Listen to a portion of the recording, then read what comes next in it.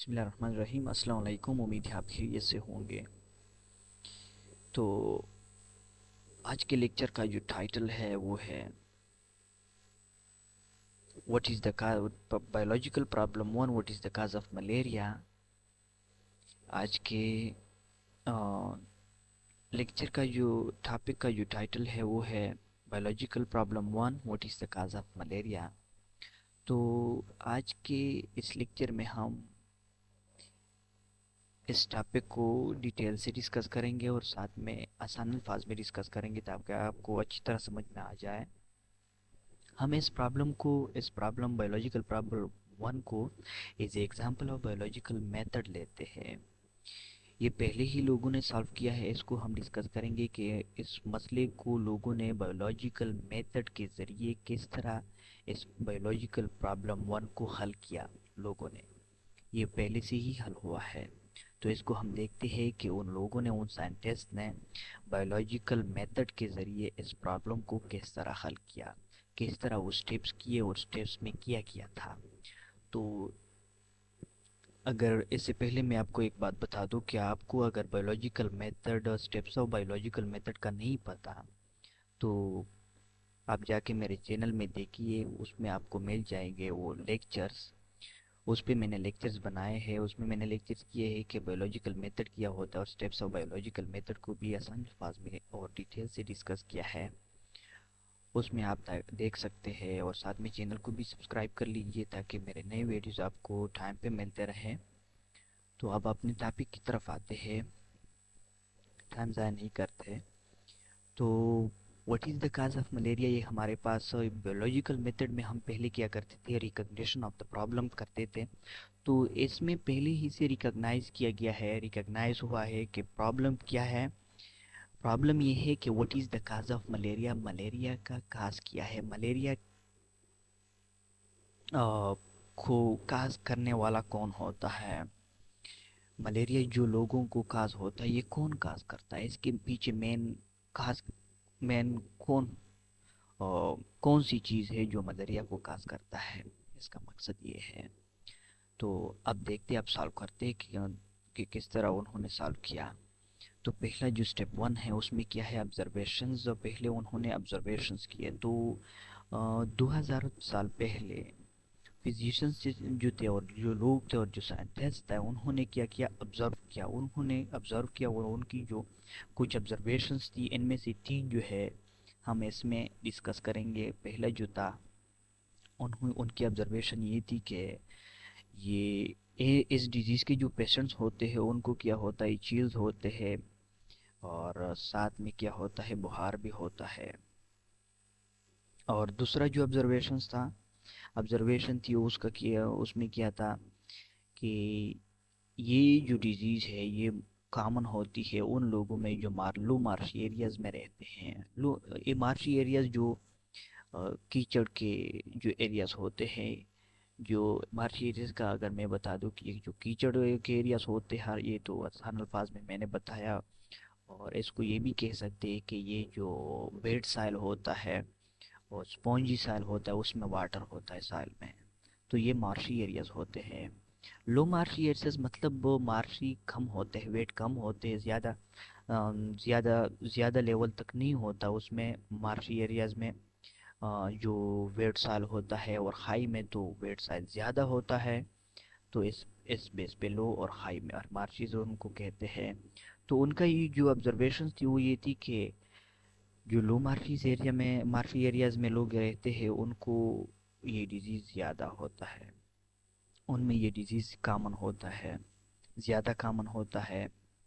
और तीसरी जो उनकी ऑब्जर्वेशन थी वो ये थी कि अ, जो लोग उनकी ऑब्जर्वेशन ये थी कि मार्शिस के वाटर को पीने से ये जो डिजीज़ थी ये खास नहीं होती थी, ये खास नहीं होती है। उनकी ऑब्जर्वेशन ये थी।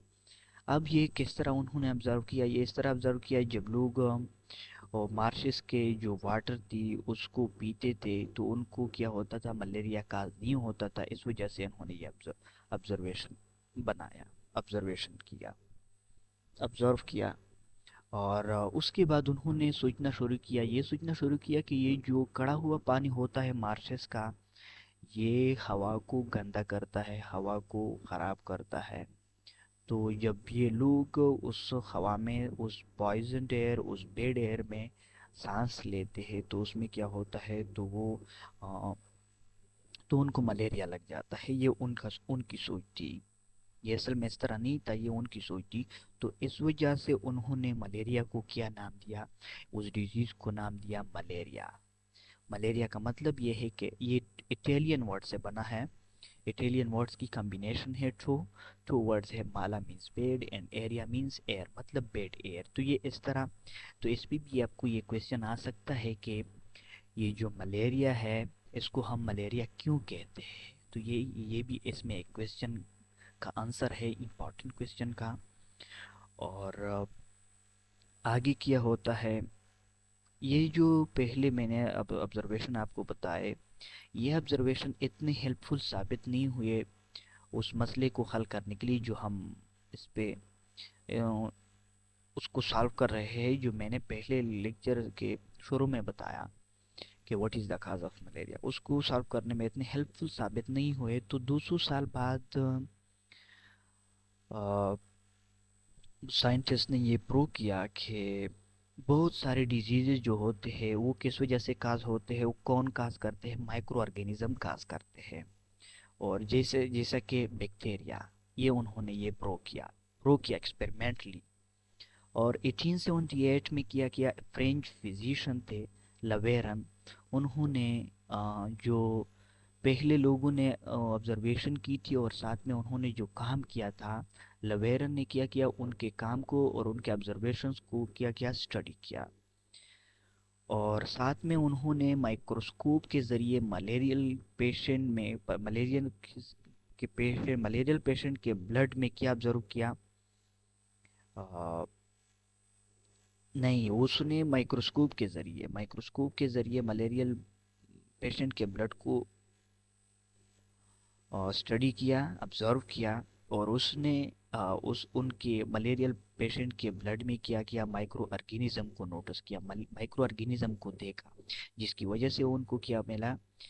तो इस तरह भी कह सकते हैं कि उन्होंने ये डिस्कवर किया, ये माइक्रो ऑर्गेनिज्म डिस्कवर किए जो मलेरियल पेशेंट में है।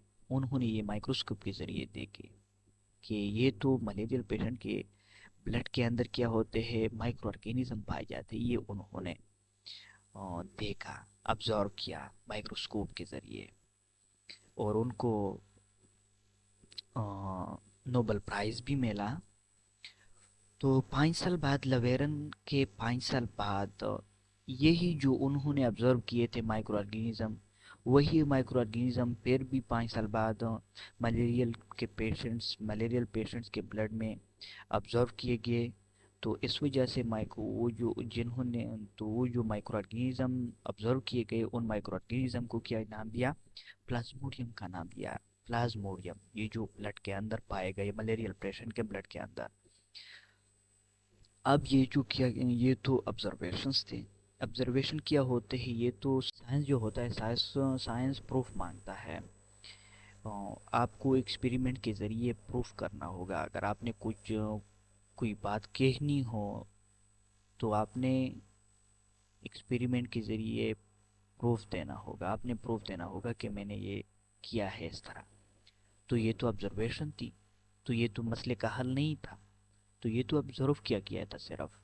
अब आगे क्या करना होगा, ऑब्जर्वेशन के बाद उसने आपने क्या करना होगा, हाइपोथेसिस। तो उन्होंने हाइपोथेसिस ये बनाया कि प्लाज्मोडियम जो है ये मलेरिया को काज करता है। ये उन्होंने अब हाइपोथेसिस बनाया।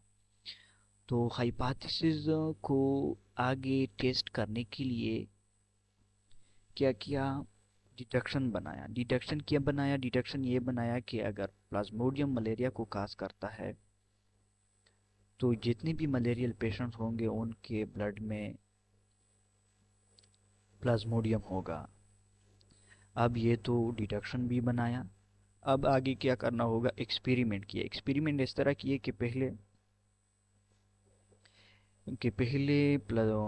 जो मलेरियल पेशेंट्स थे, 100 मलेरियल पेशेंट्स से ब्लड सैंपल लिए और उस ब्लड को क्या किया, माइक्रोस्कोप के ज़रिए स्टडी किया, तो और उसको लेबल किया, उसको नाम दिया एक्सपेरिमेंटल ग्रुप। और दूसरा में क्या किया, उसमें उन्होंने 100 हेल्दी पर्सन, जो सेहतमंद पर्सन थे, मतलब उनको मलेरिया नहीं हुआ था, उनसे ब्लड लिया और उस ब्लड को स्टडी किया माइक्रोस्कोप के ज़रिए और उसको नाम दिया कंट्रोल ग्रुप।